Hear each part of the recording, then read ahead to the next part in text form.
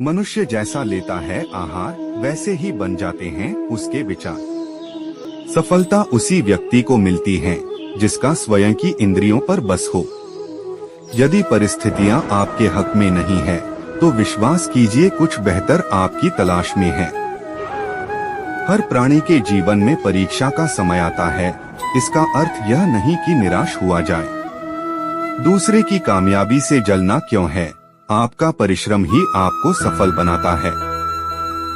जीत हो या हार, दोनों का सम्मान करना सीखें, क्योंकि दोनों में ही ईश्वर की इच्छा होती है। मन की परेशानी या समय की हैरानी का एक ही हल है कि आप अपने सवालों के जवाबों के पीछे ऐसे पड़ जाएं, जैसे आप एक हठयोगी हो।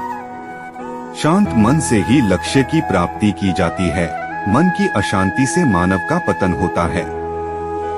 निस्वार्थ भाव से की गई सेवा या दान ही सात्विक गुण का आधार होता है। सात्विकता से ही संसार को ऊर्जा प्राप्त करता है। क्रोध, लालच और वासना यही नरक के द्वार हैं, क्योंकि यह मानव के पतन का मुख्य कारण होते हैं।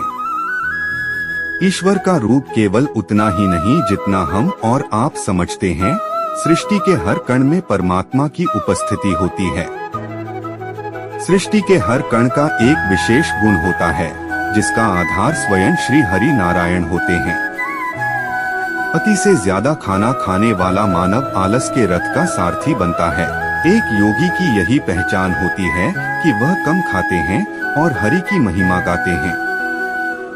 श्री कृष्ण ही तमस हैं और वही ज्ञान का प्रकाश हैं। नारायण ही सृष्टि सारी, श्री हरि ही आशाओं का आकाश है। स्वर्ग और नरक कर्म के तराजू पर समान रूप से तुलते हैं। इन्हीं के आधार पर आत्मा की गति होती है। चंचल मन की इच्छाओं का त्याग करने वाले व्यक्ति ही परमात्मा के हृदय में वास करते हैं। योगियों की यही पहचान होती है कि उनकी इंद्रियां उनके अधीन होती हैं। भयमुक्त होता है वह प्राणी जो परमात्मा की इच्छा को अपने लिए आदेश मानकर चलता है। चिंताओं की चिता को दाग वही प्राणी देता है जो पूर्णतः मन भाव से स्थिर हो जाता है। सच्ची श्रद्धा और परमात्मा के प्रति समर्पण तब ही सफल माना जाता है जब उसमें कोई शंका न हो। जीवन में अपने पथ से भटकने वाला व्यक्ति कभी भी परमात्मा की प्राप्ति नहीं कर सकता, फिर चाहे वह कितना भी कुछ क्यों न कर ले। भय के होने पर मन की स्थिति भयानक हो जाती है। वीर वही है जो कर्म ज्ञान का अनुसरण करता हो। सृष्टि में हर जीव के हृदय में नारायण का ही वास है। मनुष्य को चाहिए कि वह अपने भीतर के नारायण का स्वरूप जाने। जब कभी भी सृष्टि पापियों के पाप से आतंकित होती है, तब नारायण इस धरती पर धर्म बचाने, सृष्टि की संस्कृति, ज्ञान और मानवता के संरक्षण के लिए अवतार लेते हैं। परमात्मा की लीलाओं को जिसने शून्य होकर जान लिया, उसने जीवन के अनंत ज्ञान की प्राप्ति कर ली। राजसी, तामसी और सात्विक के आधार पर ही मानव के गुण, प्रकृति और व्यवहार का निर्धारण होता है। जीवन का एक ही सार होता है, श्रीमद् भागवत गीता। यही सार यदि जीवन का आधार बन जाए तो जीवन सफल बन जाता है।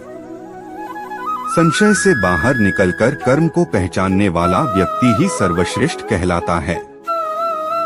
क्रोध को प्यार से, बुराई को अच्छाई से, स्वार्थ को उदारता से और झूठे व्यक्ति को सच्चाई से जीता जा सकता है।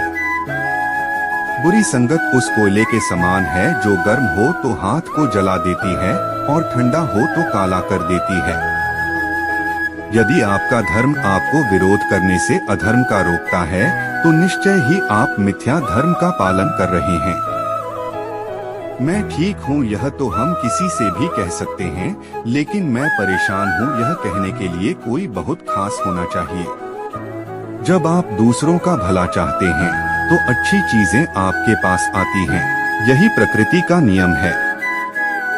आप अल्पकालिक सोच पर एक दीर्घकालिक भविष्य का निर्माण नहीं कर सकते। संबंध बनाना यह ऋण लेने जैसा आसान है, किंतु संबंध निभाना यह किश्तें भरने जैसा कठिन है। हमारा दुश्मन हमारा उतना नुकसान नहीं कर सकता है जितना हमारा विचार खुद से हमारा नुकसान कर सकता है। लगातार अच्छे विचार करते रहे, बुरे विचारों को मन से निकालने का यही एक उपाय है। जैसे मोमबत्ती बिना आग के नहीं जल सकती, मनुष्य भी आध्यात्मिक जीवन के बिना नहीं जी सकता। यदि आप अच्छा सोचेंगे तो अच्छा होगा और बुरा सोचेंगे तो बुरा, यही एकमात्र सत्य है, चाहे आप माने या ना माने। शक एक लाइलाज बीमारी है जो दोस्ती और रिश्ते को दीमक की तरह खत्म कर देती है। कुदरत का नियम है, जैसा आप इस संसार को दोगे वैसा ही पाओगे, चाहे वो कर्म हो, इज्जत हो या फिर प्यार। कोई कुछ भी कहे, बस अपने आप को शांत रखना, क्योंकि धूप चाहे कितनी भी तेज क्यों ना हो, समुद्र सूखा नहीं करते। आप बस अपने आप से मत हारना, फिर कोई दूसरा भी आपको हरा नहीं पाएगा। स्वास्थ्य सबसे बड़ा उपहार है, संतोष सबसे बड़ा धन है, वफादारी सबसे बड़ा संबंध। यदि आप नकारात्मक स्थिति में सकारात्मक रह सकते हैं तो आप जीत जाते हैं। घाव को भरने के लिए आपको उसे छूना बंद करना होगा। हे अर्जुन, जो कोई भी जिस किसी भी देवता की पूजा विश्वास के साथ करने की इच्छा रखता है, मैं उसका विश्वास उसी देवता में दृढ़ कर देता हूँ।